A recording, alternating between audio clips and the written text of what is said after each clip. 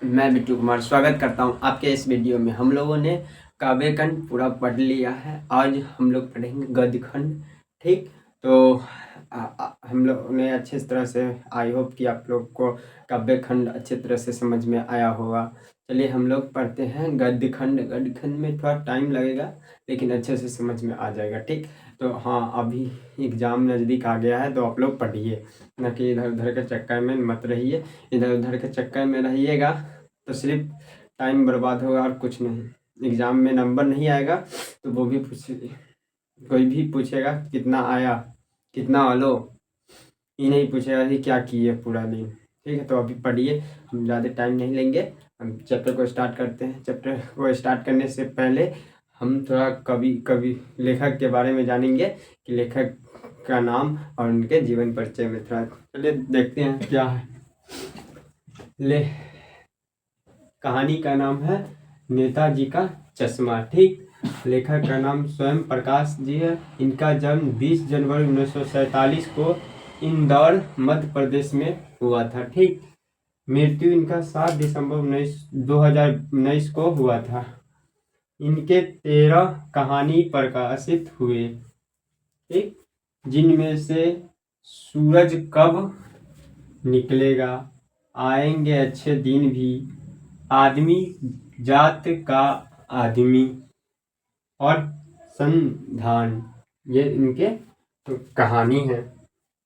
ठीक, उपन्यास है बीच में विनय और ईंधन भी चर्चित हुए। मतलब ये दोनों भी उपन्यास भी इनका बहुत प्रकाशित हुआ।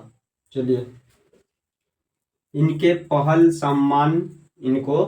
पहल सम्मान, वनमाली पुरस्कार, राजस्थान साहित्य अकादमी पुरस्कार आदि से पुरस्कृत किया गया। इनको ये अवार्ड भी मिला है। इनको स्वयं प्रकाश जी को। चलिए हम लोग कहानी शुरू करते हैं। नेताजी का चश्मा। ठीक, ये कहानी सुभाष चंद्र बोस जी हैं, उन्हीं के मतलब उनके बारे में नहीं है। वो एक मूर्ति, एक जगह पे मूर्ति बनाया गया उनका प्रतिमा, और तो उनमें चश्मा नहीं था, उस चश्मे के बारे में है। ठीक, चलिए हम लोग देखते हैं कहानी में क्या क्या कह रहे हैं, स्वयं प्रकाश जी क्या क्या लिखे हैं। चलिए, हलदार साहब को हर 15 दिन कंपनी के काम के सिलसिले में उस कस्बे से गुजरना पड़ता है। कस्बा बहुत बड़ा नहीं था जिससे पक्का मकान कहा जा सके, वैसे कुछ ही मकान, और जिसे बाजार कहा जा सके वैसा ही एक ही बाजार था। कस्बे में एक लड़के का स्कूल, एक लड़कियों का स्कूल, एक सीमेंट का छोटा सा कारखाना, 2 ओपन एयर सिनेमा घर और एक ठो नगर पालिका भी थी। नगर पालिका थी तो कुछ न कुछ काम करती रहती थी। कभी कोई सड़क पक्की करवा दी, कभी कुछ पेशाब घर बनवा दिए, कभी कबूतरों की छतरी बनवा दी, तो कभी सम्मेलन करवा दिया। इसी नगर पालिका के किसी उत्साही बोर्ड या प्रशासनिक अधिकारी ने एक बार शहर के मुख्य बाजार के मुख्य चौराहे पर नेताजी सुभाष चंद्र बोस की एक संगमरमर की प्रतिमा लगा दी। यह कहानी उसी प्रतिमा के बारे में है, बल्कि उसके भी एक छोटे से हिस्से के बारे में है। इस पैराग्राफ में ये बोलना है कि जो जहाँ पे सुभाष चंद्र बोस जी का प्रतिमा बनाया गया वो एक कस्बा है। मतलब उसको ना बाजार कह सकते हैं ना गांव कह सकते, ना मतलब कि एक होता है ना गांव के बाद जो एक बाजार लगता है, उसी टाइप का वो लड़कों के लिए स्कूल है, एक लड़कियों के लिए स्कूल है। एक छोटा सा कारखाना है सीमेंट का, और 2 ओपन सिनेमा घर है। ठीक, तो जो इसमें सिनेमा देखते हैं, तो वहाँ की जो नगर पालिका थी तो वो कुछ ना कुछ काम करती रहती थी। जैसे कि कबूतरों को छतरी बनवा दी, उसके बाद फिर से अथी हुआ कि कोई काम, कवि सम्मेलन करवा दी, फिर से कोई सड़क पक्की करवा दी। तो वो नगर पालिका थी जो काम करती रहती थी। लेकिन आजकल के तो जो बनते हैं इसके बाद तो भूल ही जाते हैं कि क्या कुछ करना भी होता है, फिर डायरेक्ट 5 साल के बाद मिलते हैं। तो वो अच्छी काम करना चाहिए। आज हम लोग, हमारे यहाँ ऐसा ही होता है, क्या कीजिएगा, काम करना चाहिए। लेकिन आप वो लोग अभी के टाइम में होता है क्या कि आप लोग जब ये वोट आता है तो सब लोग ये वो फलना है, फलना जी करने लगते हैं। वो सब छोड़िए, उन लोगों का काम है बस, आपको जब तक वोट रहेगा, वोटिंग टाइम रहेगा, तो वो आपको हाय हेलो बोल देंगे। उसके बाद वो अपने घर बैठ जाएंगे, आप अपने घर बैठ जाओगे।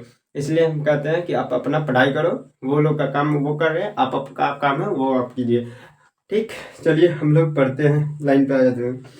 पूरी बात तो अब पता नहीं, लेकिन लगता है कि देश के अच्छे मूर्तिकारों की जानकारी नहीं होने और अच्छी मूर्ति की लागत अनुमान और उपलब्ध बजट से कहीं बहुत ज़्यादा होने के कारण काफ़ी समय उप उपहापोह और चिट्ठी पात्री में बर्बाद हुआ होगा, और बोर्ड की सांसन विधि समाप्त होने की घड़ियों में किसी स्थानीय कलाकार को ही अवसर देने का निर्णय किया गया होगा, और अंत में कस्बे के इकलौते हाई स्कूल के इकलौते ड्राइंग मास्टर मान लीजिए मोतीलाल जी को ही यह काम सौंप दिया गया कि जो महीने भर में मूर्ति बनाकर पटक देने का विश्वास दिला रहे हो थे। तो बात हुआ कि जब नगर पालिका बोली को पता चला कि सुभाष चंद्र बोस जी का मूर्ति बनवाना है कस्बे के बीचों बीच, तो उनको हाल फिलहाल में बजट नहीं होने के कारण, तो वो बोलती कि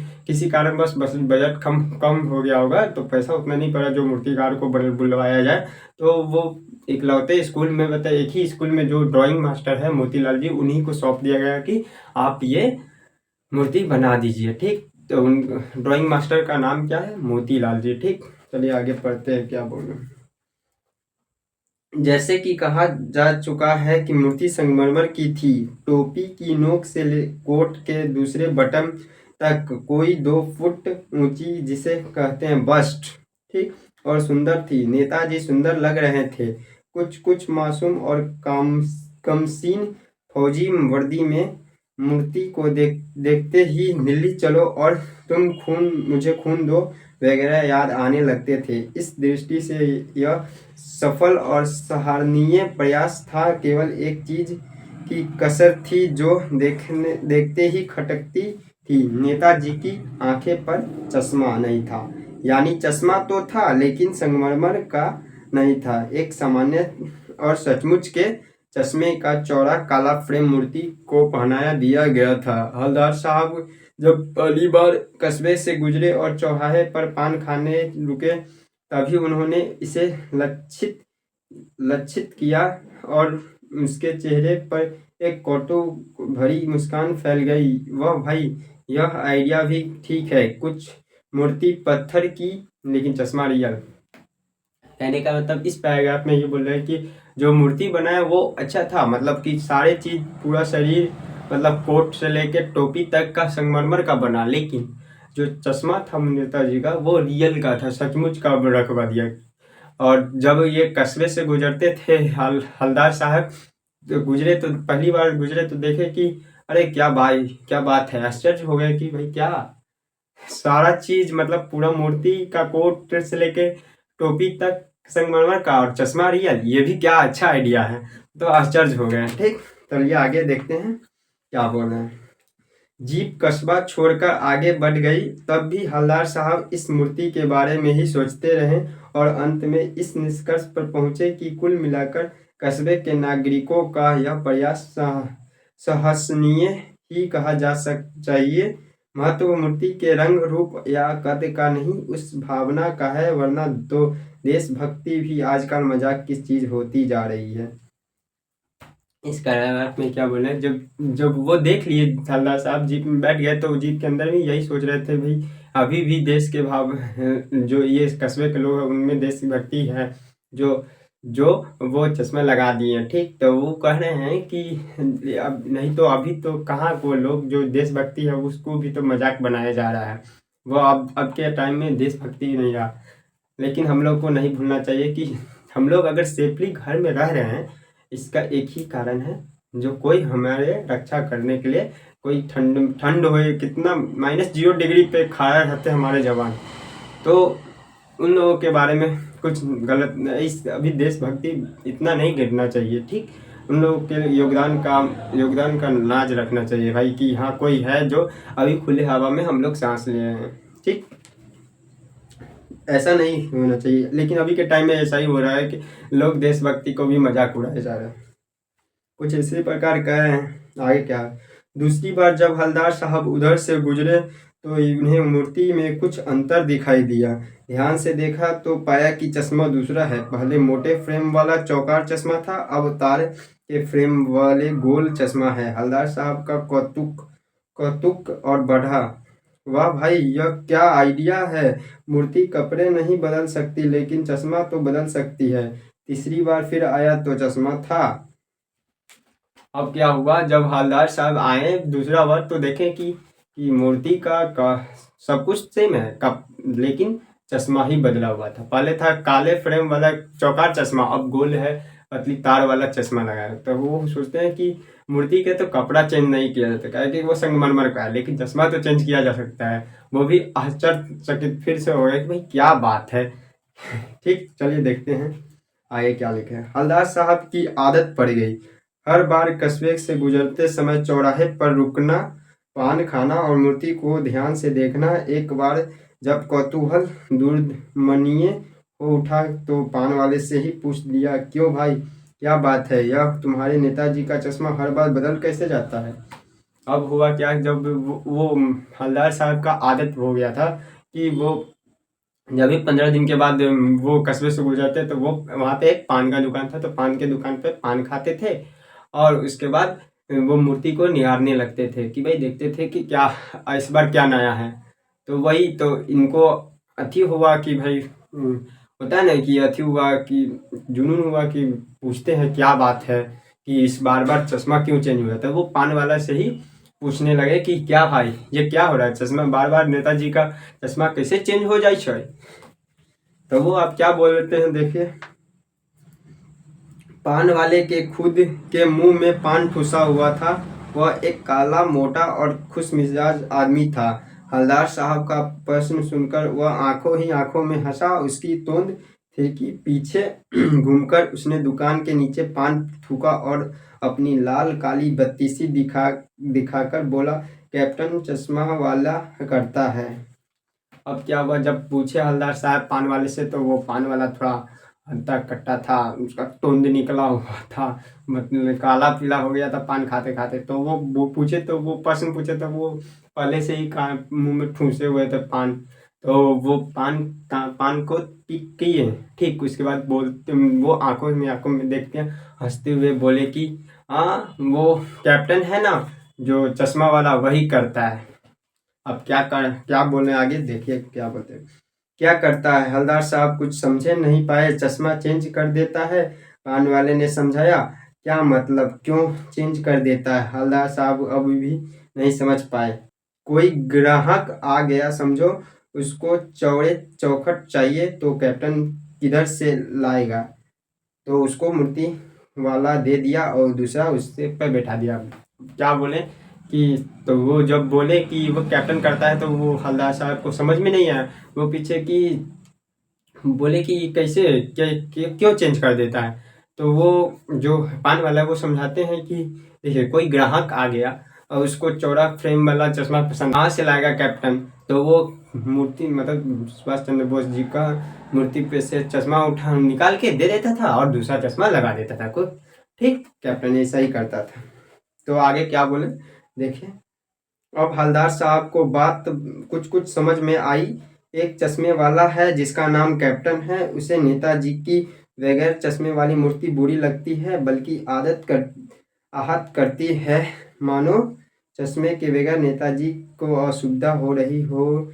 इसलिए वह अपनी छोटी सी दुकान में उपलब्ध गिने चुने फ्रेम में से एक नेताजी की मूर्ति पर फिट कर देता था। लेकिन जब कोई ग्राहक आता था और उसे वैसे ही फ्रेम दरकार होती है जैसे मूर्ति पर लगा है, तो कैप्टन चश्मे वाला मूर्ति पर लगा फ्रेम संभवतः नेताजी से क्षमा मांगते हुए लाकर ग्राहक को दे देता है और बाद में नेताजी को दूसरा फ्रेम लौटा देता है। वाह भाई खूब क्या आइडिया है। लेकिन भाई एक बात अभी भी समझ में नहीं आई। हवलदार साहब को ने पान वाला से फिर पूछा, नेताजी का ओरिजिनल चश्मा कहाँ गया?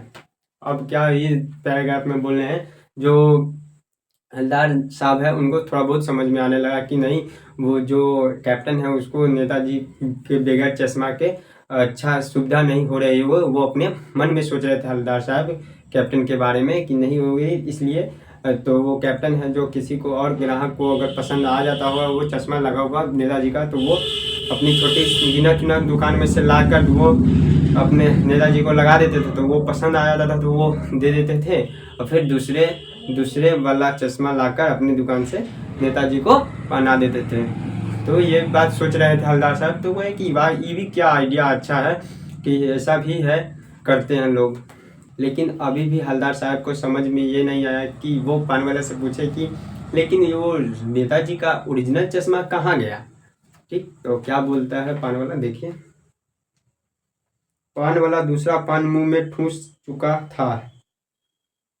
दोपहर का समय था, दुकान पर भीड़ भाड़ अधिक नहीं थी। वह फिर आंखें ही आंखें में हंसा। उसकी तोंद थिरकी। कत्थे की डंडी फेंक के पीछे मुड़कर उसने नीचे पीक थूकी और मुस्कुराता हुआ बोला, मास्टर बनाना भूल गया। और पान वाला बोले कि वो ये बात पूछे तो पान वाला मुंह में पान ठूस ही चुका था और फिर दोपहर का टाइम था, ग्राहक उतना था नहीं, तो वो फिर आंखों में आंखें देखकर हंसे, अपनी तोंद को मतलब थिरकाए। फिर वो उसने पीछे अपना दुकान के पीछे पीक फेंके और बोले कि वो मास्टर बनाना भूल गया। ठीक, चलिए आगे क्या बोलते हैं। पान वाले के लिए यह एक मज़ेदार बात थी, लेकिन हलदार साहब के लिए चकित और द्रवित करने वाली, यानी वह ठीक ही सोच रहे थे। मूर्ति के नीचे लिखा, मूर्तिकार मास्टर मोतीलाल बाकई कस्बे का अध्यापक था। बेचारे ने महीने भर में मूर्ति बनाकर पटक देने का वादा कर दिया होगा, बना भी ली होगी, लेकिन पत्थर में पारदर्शी सच में कैसे बनाया जा कांच वाला, यह तय नहीं कर पाया होगा, या कोशिश की होगी और असफल रहा होगा, या बनाते बनाते कुछ और बारीकी के चक्कर में चश्मा टूट गया होगा, या पत्थर का चश्मा अलग से बनाकर फिट किया होगा और वह निकल गया होगा। उफ। तो इस पैराग्राफ में बोल रहे हैं जो बात बोला पान वाले ने, तो हलदार साहब सोचे कि हाँ मूर्ति ये सच कह रहा है, मूर्ति जो बनाए प्रतिमा सुभाष चंद्र बोस की बनाए वो स्कूल का अध्यापक मोतीलाल ही जी हैं, जो भूल गए होंगे कि चश्मा बनाना या फिर उनको नहीं बना पाए होंगे, लेकिन ठीक से बना नहीं होगा, या फिर हुआ होगा ऐसा कि जो वो दूसरे कहीं कोई दूसरा फ्रेम मतलब पत्थर का ही चश्मा लगा दिए होंगे, वो टूट गया होगा। इसी प्रकार कुछ सोच रहे हैं। फिर आगे क्या बोलते हैं। हलदार साहब को यह बात कुछ बड़ा विचित्र और कौतूहल भरा लगा रहा था। इन्हीं ख्यालों में खोए खोए पान के पैसे चुकाकर चश्मे वाले की देशभक्ति के समझ नतमस्तक हुए।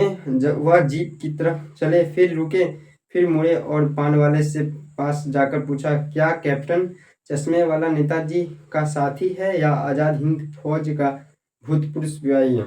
फिर हुआ क्या, जो हलदार साहब वो कुछ समझ नहीं पाए और वो सोच ही रहे थे, तो वो सोचते सोचते पहले पान वाले का पैसा चुकाएं और जीप की ओर जा ही रहे थे, तो वो पीछे मुड़कर रुके और पीछे आके पूछे कि क्या ये जो कैप्टन चश्मे वाला है वो आज़ाद हिंद का फौजी है या फिर नेताजी का कोई साथी है।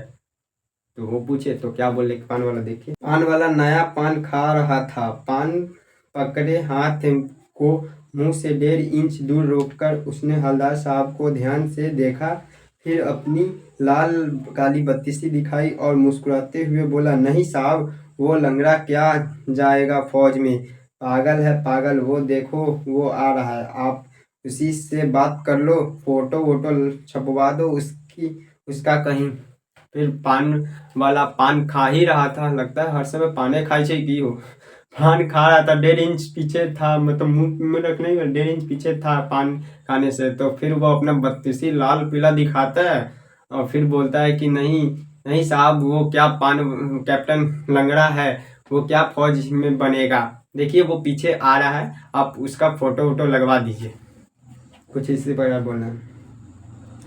चलिए आगे क्या बोलते हैं। हवलदार साहब को पान वाले द्वारा एक देशभक्त का इस तरह मजाक उड़ाया जाना अच्छा नहीं लगा। मुड़कर देखा तो अवाक रह गए। एक बेहद बूढ़ा मरियल सा लंगड़ा आदमी, सिर पर गाजी टोपी और आंख पर काला चश्मा लगाए, एक हाथ में एक छोटी सी संदूकची और दूसरे हाथ में एक मास्क पर टंगे बहुत से चश्मे लिए अभी अभी एक गली से निकला था और अब एक बंद दुकान के सहारे अपना बांस टिका रहा था। तो इस बेचारे की दुकान भी नहीं थी। फेरी लगाता है। हवलदार साहब चक्कर में पड़ गए। पूछना चाहते थे, इस कैप्टन क्यों कहते हैं? क्या यही इसका वास्तविक नाम है? लेकिन पान वाले ने साफ मना कर दिया था कि अब वह इस बारे में और बात करने को तैयार नहीं। ड्राइवर भी बेचैन हो रहा था और काम भी था। हवलदार साहब जीप में बैठकर चले गए।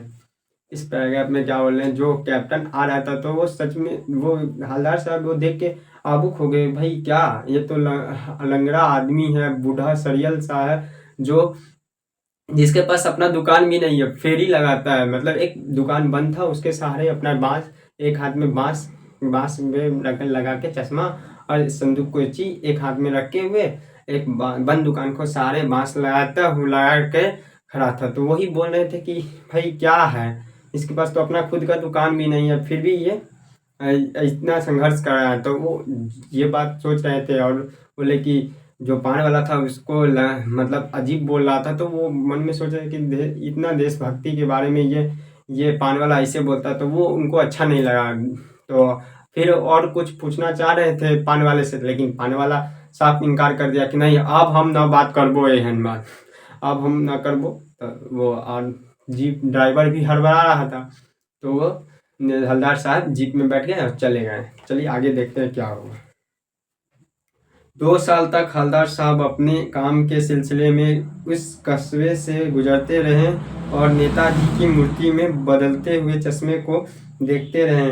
कभी गोल चश्मा होता तो कभी चौकोर, कभी लाल और कभी काला, कभी धूप का चश्मा, कभी बड़े कांचों वाले गोगो चश्मा, पर कोई न कोई चश्मा होता जरूर था।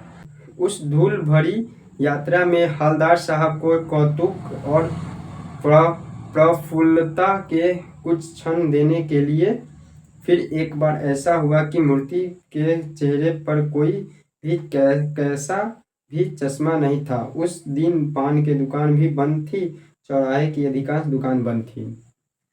अब हुआ कि जो हवलदार साहब है वो 2 साल उनको 2 साल तक देखते रहे कि वो मूर्ति पे, मतलब प्रतिमा पे, सुभाष चंद्र जी के प्रतिमा पे हर बार कभी काले, पीले, लाल, गोल, कभी कांचे वाले चश्मे हुआ करते थे।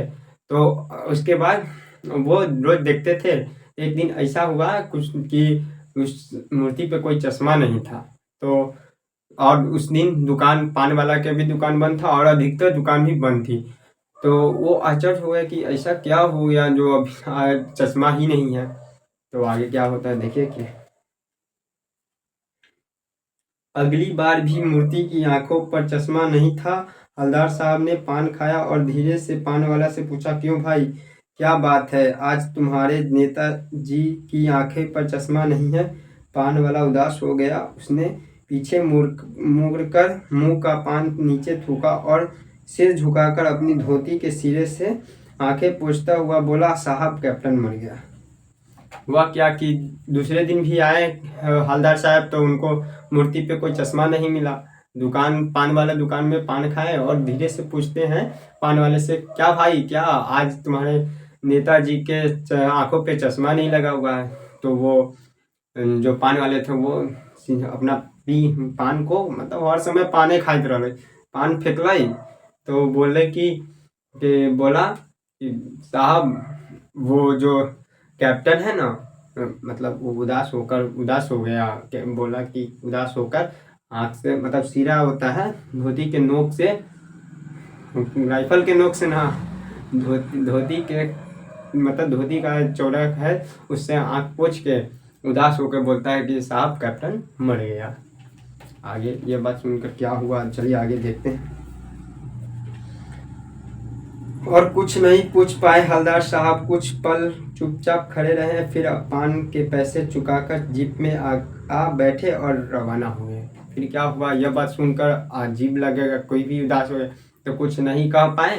कुछ देर खड़े रहे हवलदार साहब और पान का पैसा चुकाएं, फिर जीप में बैठकर रवाना हो गए। आगे क्या होता है देखिए। बार बार सोचते क्या होगा उस कौम का जो अपने देश के खातिर हर गृहस्थी जवानी जिंदगी सब कुछ होम देने वालों पर भी हंसती है और अपने लिए बिकने के मौके ढूंढती है। दुखी हो गए 15 दिन बाद फिर उसी कस्बे से गुजरे।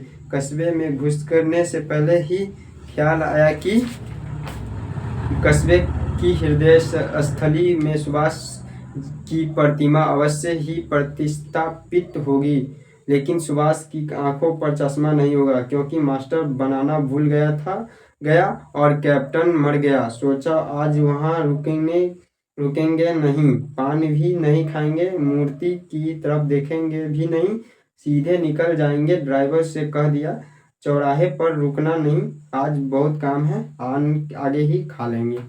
तो हुआ कि जो हवलदार साहब वो सोचने लगे कि क्या जो अपने देश के लिए अपना घर गृहस्थी मतलब सब कुछ छोड़ देते हैं, आप आगे रहते हैं मतलब मर मिटने के लिए, फिर भी लोग इन पे हंसती है। और तो वो ये सोच कर बोले कि जो आज हाँ वो कस्बे के आगे प्रतिमा होगा सुभाष चंद्र बोस जी का, लेकिन आज वहाँ पे चश्मा नहीं हुआ, क्योंकि वो मास्टर मोतीलाल जी बनाना भूल गए और मास्टर कैप्टन मर गया, इसलिए आज नहीं रुकेंगे। आज ड्राइवर से बोल दिए कि आज रुकना नहीं है चौराहे पे, आज पानी भी नहीं खाना है, वहाँ पे आगे खा लेंगे, आज बहुत काम है। चलिए आगे इस प्रकार कुछ बोलते हैं, आगे क्या बोलते हैं देखते हैं। लेकिन आदत से मजबूर आंखें चौराहे आते ही मूर्ति की तरफ उठ गई। कुछ ऐसा देखा, चीख रोके, जीप स्पीड में थी, ड्राइवर ने जोर से ब्रेक मारे, रास्ते में चलते लोग देखते लगे, जीप रुकते न रुकते। हवलदार साहब जीप से कूदकर तेज कदमों में मूर्ति की तरफ लपके और उसके ठीक सामने जाकर अटेंशन में खड़े हो गए। मूर्ति की आंखों पर सरकंडे से बना छोटा सा चश्मा रखा गया हुआ था, जैसा बच्चों बना लेते हैं। हवलदार साहब भावुक हुए, इतनी सी बात पर उनकी आंखें भर गई। लेकिन क्या हुआ, कोई चीज का आदत पड़ जाए तो आदत से लाचार आदमी क्या कर सकता है। तो वो जब वहाँ कस्बे के पास से गुजरे तो वो ड्राइवर को बोले, जोर से बोले कि रोको। तो उसके बाद जो रुकते रुकते गाड़ी, ड्राइवर से जोर से ब्रेक मारा तो रुकते रुकते गाड़ी, लेकिन हवलदार साहब जीप चलते गाड़ी में से कूद गए और मूर्ति की तरफ लप के मतलब दौड़ने लगे और वहाँ पे जाके अटेंशन खड़ा हो गए और देखे कि उन पे सरकंडे मतलब वो दुभी नहीं होता है घास का जो चश्मा बच्चे बनाते हैं वैसा चश्मा लगाया हुआ था। और यह देखकर उनकी आंखों में आंसू आ गए। यहाँ पे कहानी खत्म हुआ। क्या बोलना चाह रहे हैं लेखक इस कहानी में, हम एक सारांश में बताते हैं आपको, ठीक। चलिए, हुआ क्या कि जो एक कस्बा था, ना ज़्यादा मतलब कस्बे कहने का अर्थ है कि बाजार, गांव का बाजार नहीं होता वहाँ पे, तो वो ना ज़्यादा न उसको शहर बोल सकते हैं ना ही गांव बोल सकते हैं, ठीक। वहाँ पे एक लड़कों का स्कूल था, एक लड़कियों का स्कूल था, एक कारखाना था सीमेंट का, और एक नगर पालिका थी जो अच्छे काम करती थी, मतलब कुछ कुछ काम कर देती थी, जैसे सड़क बनवाना, फिर से कबूतरों को छतरी बनवाना, कवि सम्मेलन करवाना, कुछ कुछ काम करती रहती थी। तो उस कस्बे था, वहाँ पे एक मूर्ति बनाना सोचा गया कि एक मूर्ति बनाया जाए सुभाष चंद्र बोस जी का। तो वो बजट में नहीं था पैसा उतना कि जो अच्छे मूर्तिकार को बुलाकर मूर्ति बनवाया जाए। तो वो एक स्कूल के इकलौते स्कूल, एक ही स्कूल था, उसी स्कूल के एक ही थी ड्राइंग के टीचर थे, उन्हीं को महीने भर में बनाने का जिम्मा दे दिया गया। तो वो मूर्ति एक महीने में बना दी है, लेकिन सब कुछ सही था, कोट से लेके टोपी तक का संगमरमर से क्या बना हुआ था, लेकिन उनका चश्मा बनाना भूल गए। अब बनाना भूल गए कि उनसे बना नहीं।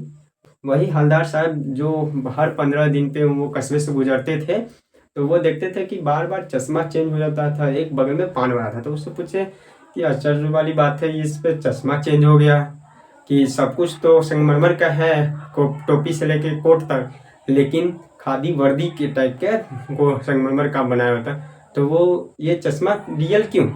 तो वो पान वाले से पूछे तो वो बोले कि नहीं, एक कैप्टन है वो चेंज कर देता होगा। हाँ, क्योंकि मोतीलाल जी जो ड्राइंग के टीचर वो बनाना भूल गए, तो चेंज कर देता था। तो वो बोले कि हवलदार साहब सोचने लगे कि भाई अभी भी देशभक्ति भी जिंदा है, कब भले ही कपड़ा चेंज नहीं किया जा सकता लेकिन चश्मा तो चेंज किया जा सकता है, ऐसा सोच रहे थे। लेकिन दूसरा बार आए तो उनको चश्मा चेंज निकला, चेंज दिखाई दिया, दूसरा था। तो वो फिर आश्चर्य हो गए कि भाई ये क्या बात हो गया।